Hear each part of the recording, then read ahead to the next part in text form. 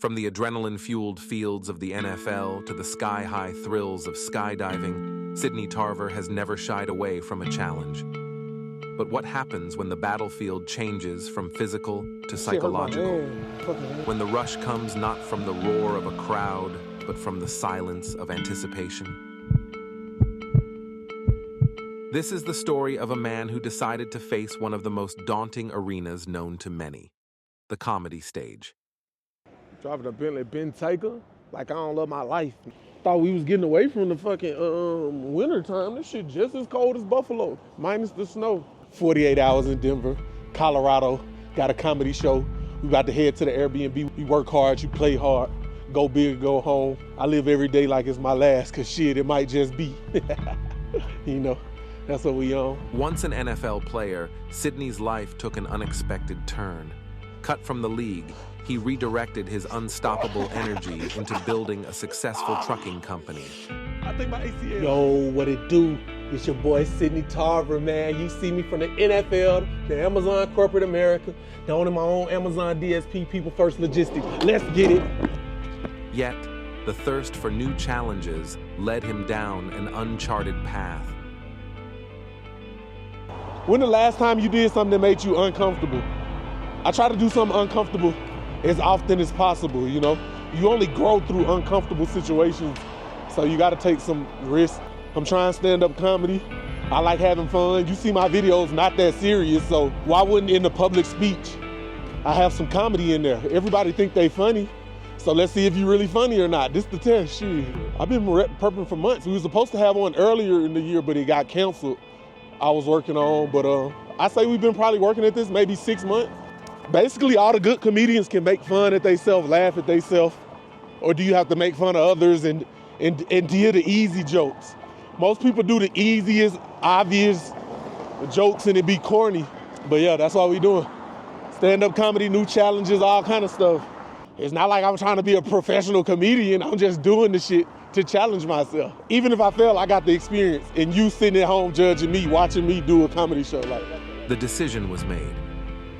Comedy, an art as exhilarating as it is terrifying, would be his next conquest. I can't see shit with these. I need something stronger than this. With no experience but a heart full of stories, Sidney embarked on a 6-month journey of transformation. Just pulling up to the Airbnb. Like I don't love my life. Preparation was key. Night after night, Sidney honed his craft, drawing from the depths of his experiences. Hey, we in the snow. We got the famous Matt Kazam in here, man. Comedy coach, world class. We left Buffalo to come to Denver, and we out here we got a fucking rehearsal right now, showtime. This defroster's so trash, too. Hey, we walking into the walkthrough on the comedy show. Each joke, each pause, each breath meticulously crafted. The path was not without its fears, as the specter of failure loomed large. How you doing? Nice to meet you, buddy. This is Anthony. This your place? Yep. Nah, this is awesome. This lit. 9 p.m., night before the show, and Sidney's on stage. Not a soul in the seats, but he's all in. You'd think he'd be nervous, but nope. He's buzzing with excitement. There he is, mic in hand, practicing his lines like he's telling jokes to old friends. Move it away, it's not gonna be great. That's perfect. That's perfect. Denver, Colorado. Hold up. It's cool being here in Denver. I'm from Buffalo. Sure, the place is empty, but Sidney's imagination fills it with roaring laughter. He's cracking himself up, testing the waters with his punchlines. You know, I was so cool and carefree. I didn't even watch them pack my shoe. They just strapped a little white guy to my back and threw me out the plane. This isn't just a run-through. It's Sidney's way of saying, bring it on, comedy world. He's ready, maybe a bit jittery, but who wouldn't be? Tomorrow's the big day, and if tonight's anything to go by, it's going to be hilarious. All right, so what? It's just a few hours before you start speaking. We got Sid and Matt here. How you feeling? Hey, let's get it. Ain't nothing to it but to do it. No, but it's just like football, right? So all those practices every day, waiting for the game. Now it's game time, and that's the secret to the sauce. Is that part's your natural instinct's gonna take over. It's not football, but they're not going to know what hit them, and for that moment, the volume of the pain on the planet just goes down a little bit. Because we're much better when we're laughing, so let's go get this. Let me see the fit check. What you got on for A little dunk. Oh, yeah. A little dunk, son. A little chilling there. Magic Johnson shoes on. We'll have some magic. Hope I don't catch AIDS. 2 battery, Denver, Colorado, random. Hour before showtime, and Sidney's in the room, notepad in hand, trying to nail those last bits. It's crunch time. Write that my set list to like the shit. Like if I mess up, to go look like notes to cue me just in case I mess up. He's ready, but man, those butterflies, they're doing somersaults. You can feel the vibe changing as folks start rolling in, filling up the place, each one looking for a good laugh. Sidney's there, half practicing, half psyching himself up. This is it, he thinks. Time to shine. Everyone's getting settled. The buzz is real. And Sidney? He's right in the middle of it, feeling that mix of, let's get it, and what am I doing? But he knows he's got this. It's his moment. Stand here for our next comic. Coming all the way from Buffalo, New York. Former NFL outside linebacker for the Jacksonville Jaguars, Mr. Sidney Tarver.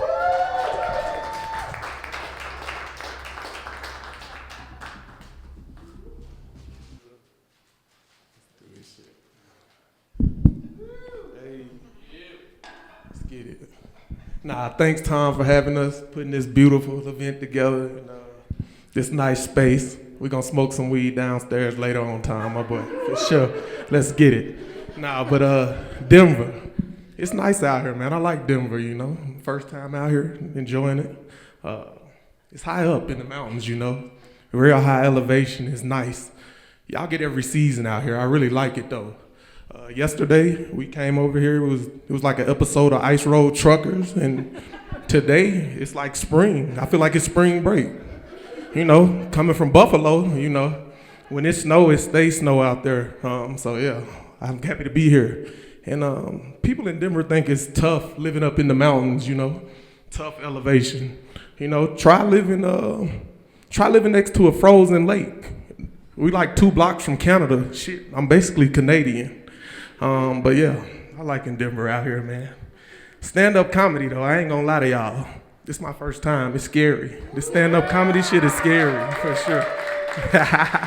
It's all right, though, It's scary. I done played football in front of 80,000 screaming fans with 350-pound linemen trying to destroy me. But this stand-up comedy shit is scary.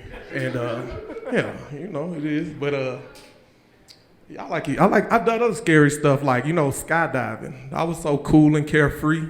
I didn't even watch them pack my chute. They just strapped a little white guy to my back and threw me out the plane. But it is what it is.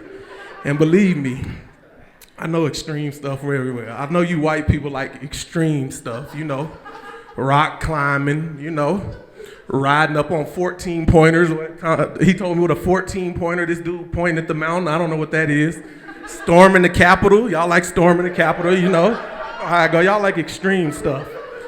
And I don't want y'all to think I'm racist. Don't think I'm racist. I went to all-white high school.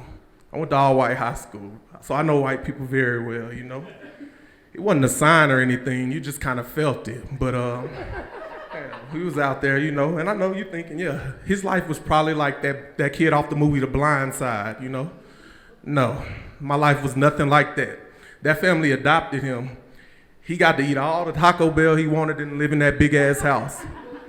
I had to live at home with my parents. And my mom made the nasty in the box tacos. I don't know if you know where Old El Paso is, but don't ever eat there. I even went to private white kindergarten, It wasn't really a sign or anything, but you really felt it. I was like a foot taller than all the kids. The parents thought I worked there, but that was funny. I like that one. But yeah, but I must admit, the thing about private white school, the play dates was way better play dates, I must admit. I got to go to the big house, the gated communities, all their grass was green. You know, it was a great time over there, you know. I felt like, what's his name? I can't even remember the joke. I felt like Gary Coleman off Different Strokes, you know. What you talking about, gated community? Shit. This shit was better than Mr. Rogers' Neighborhood, if you ask me. But, so yeah, after 12 years of going to white high school, private school, all that stuff, I decided to go to all-black college and play football at Tennessee State. Yeah, it wasn't really a sign or anything, but you really felt it there. It was all black, you know, and it wasn't racist or anything, you know, some white people on campus. And when I saw them, I would just think to myself, now you know how I felt, buddy. Good luck finding mayonnaise or Footloose up in this bitch. Yeah. Nah, so yeah, that was cool though. I graduated. And after one year after that, I went to the NFL, played a year before I walked away to take a bold leap of faith into entrepreneurship. Now, it helped that they cut my ass. It made the transition a lot easier, a lot easier. But it was a good experience, though. Yeah. And they cut me 4 days before Christmas. 4 days before Christmas. The Jacksonville Jaguars cut me. They were already like 2-12 that season. I don't see how keeping me around would have made things any worse. But they needed it. They fucked me in my Christmas. So it is what it is. But yeah, they cut me. And it was, when you get cut, it's just like in the movies, you know, it's just like that. You know, you get to your locker, it's a pink slip, it's a plane ticket waiting on you, sending your ass straight back home. Yeah, but you gotta know, if you're in the NFL, one thing you know about being in the NFL, you can't go back to your mom and dad's house in your hometown. You just out walking around, people just yelling at you, you in the food court at the mall, people coming up to you, yo, Sidney, why you ain't in the NFL no more? I'm looking at them like, why you ain't in the NFL no more? You think playing in the NFL is easy? Now go put my hot dog on a stick. Fuck out of here. But yeah, nah, let's get it. You know what I like though? I like about entrepreneurship now, man. You know, you can't, it's no more getting benched, you know? You can't nobody throws a flag at you when you're doing a startup. You can't get a concussion launching a startup. It's not too much of that going on in the business world. So that's why I like it. I think in real life, more people need to get benched at their jobs, like, and figure it out. Like, say we at a restaurant, you know, the waiter fucking up, spilling drinks, getting the orders wrong. We need to bench their ass and watch somebody else do their job better, you know? Somebody else need to bring me my Grey Poupon in a timely manner and make it snappy. Yeah. Ladies, let's say you're in a relationship, you know, your man's acting up. Don't get divorced, don't break up. Just bench their ass. Now they gotta watch you Netflix and chill with Nashawn. Nashawn, ask me about my dad again. Fuck. That's fucking crazy. That's crazy, you know. Let's say you're a cop though, and you pull me over for nothing other than being big and black and driving on a Tuesday morning. No, your ass need to get fired, you know. It's 2024. We done had enough of this shit. No, but it's gotta stop though. And don't think I'm just picking on the cops, you know, because I know it's all good cops is bad cops is all that, you know. So yeah, in some countries, cops got to go to college for like 4 years. But in America, you know, some training is just a step above mall cop training, you know. And if you can just hold a gun, they'll give it to you. They'll have you out on the street looking for bad trouble. And if you stay just 2 extra hours at police academy, they'll give you a motorcycle and a slightly racist dog. Yeah. A cop's the only job, you know, you can shoot someone and still get put on administrative leave and still get paid, you know. Let's say you're an accountant. You shoot someone. Any accountants in the house? No? Okay, don't matter. You shoot someone as an accountant, your ass gonna get fired, and you're definitely not gonna get a check since you the one writing it, you know. You're not getting no check that day. Some cops just bad at their job, though. I ain't gonna lie. They just bad at it, you know. Yeah, cops bad. They kneeling on people's neck. Person like, I can't breathe. Cop like, shut up, criminal, you know. And, you know, Colin Kaepernick kneeled on the field once, and he ain't thrown a pass since. He should have just threw a criminal neck under his knee. He'd probably be in the Hall of Fame and have 4 rings by now. Yeah, but I don't know. Maybe. But, you know, I don't want y'all to think that, though, man. Racism exists everywhere, you know. I'm from Tennessee. I made my peace with racism a long time ago, you know. It come in random places, though. Unexpected places, racism, though, you know. I was in Starbucks the other day. You know, minding my business, chilling. And a damn dog got their drink before me. I think I messed that joke up, but it don't matter, though. get it. I'm sitting there 20 minutes, you know, chilling. I see Karen and Sir Barks a lot over there sipping a pup cup laughing at me. You know, it's just kind of annoying, though. It's all good, though. Not too bad. I ain't feel too bad about it. It's just something you got to deal with, you know, being big and black in America, you know. When you big and white, they call you a gentle giant. When you big and green, they call you jolly. But when you big and black, they just cross the street clutching their purses. That's my life. All day, I see old ladies just walking across the street clutching their purses looking at me. I've accepted it. You know, even at the airport, you know, I'm seeing them pulling their luggage closer to me, you know. You really think I'm gonna rob you at TSA pre-check? I say that shit for the clear line, but I say that for clear, but yeah, even if I rob you, I'm still gonna have to wait in the long ass line, you know. Then I'm gonna walk to the x-ray machine. I'm gonna get shot while holding my hands like this. And then when I walk out, it's gonna be a little yellow box with a bullet on it. Sir, we're gonna have to check you. Motherfucker, you just shot me. And you gonna take my toothpaste too? Ain't that a bitch? I'm lying there on the ground, shot, detained by the police, you know. Still, every white lady I see is walking over me clutching their purses. You know what? And one even says, hey, I think that's that kid. He was in our gated community with my grandson from kindergarten. I remember him. Bitch, I should have robbed you when I had the chance. Yeah, that's how it was. You white people love the airport lounge. Y'all get there early, taking showers, playing the piano, sitting in the rocking chair, smiling. You think the Wi-Fi's better? You think the food's good? The food at the airport lounge is nasty. I'd rather eat my mom's box tacos. The only thing missing up in that bitch is Footloose. That was fun, though. I'm out of here. Thank y'all for having me, for sure.